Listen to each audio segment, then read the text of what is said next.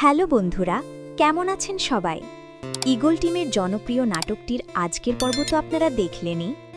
মায়ার মতো একজন নামাজি, ভালো আর নিষ্পাপ মেয়ের উপর জামালের লোভী পরিবারের এই অমানবিক অত্যাচার দেখে নিশ্চয়ই আপনাদেরও রক্ত গরম হয়ে গিয়েছে। কিন্তু দাঁড়ান, আপনারা যা ভাবছেন আসল খেলা তো সবে শুরু। আগামী পর্বে ঘটতে যাচ্ছে এক বিশাল চমক, যা পুরো গল্পের মোড় ঘুরিয়ে দেবে। তো বন্ধুরা, নাটকের এই টানটান উত্তেজনার সকল আপডেট আর ব্রেকিং নিউজ সবার আগে পেতে আমাদের চ্যানেলটি এখনই সাবস্ক্রাইব করে দিন এবং পাশে থাকা বেল আইকনটি বাজিয়ে দিন।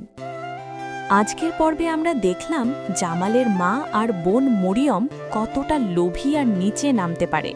শুধুমাত্র ৫ লাখ টাকা আর ২.৫ ভরি স্বর্ণ হাতানোর জন্য তারা মায়াকে মিথ্যে অপবাদ দিয়ে বাড়ি থেকে বের করে দিতে চাইছে। রোমান আর হুজুর ছাড়া এই পরিবারে মায়ার পাশে দাঁড়ানোর মতো কেউ নেই। আর জামাল, সে তো তার মায়ের আঁচল ধরা একটা কাঠের পুতুল। সে চাইলেও তার পরিবারের বিরুদ্ধে গিয়ে মায়ার পক্ষে কোনো কথা বলতে পারছে না। কিন্তু বন্ধুরা, গল্পের আসল টুইস্ট তো লুকিয়ে আছে আগামী পর্বের প্রোমোতে।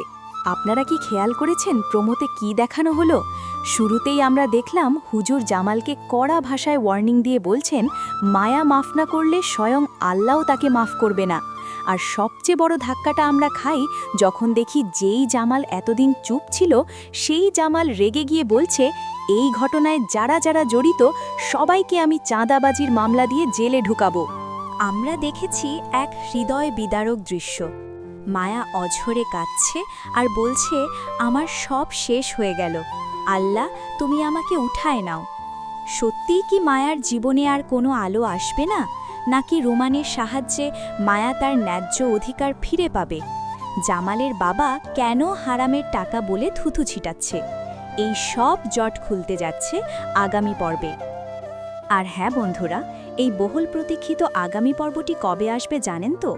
প্রোমোতেই স্পষ্টভাবে বলে দেয়া হয়েছে, আগামী পর্ব আপলোড হবে ঠিক ১০ মার্চ দুপুর ৩টায়।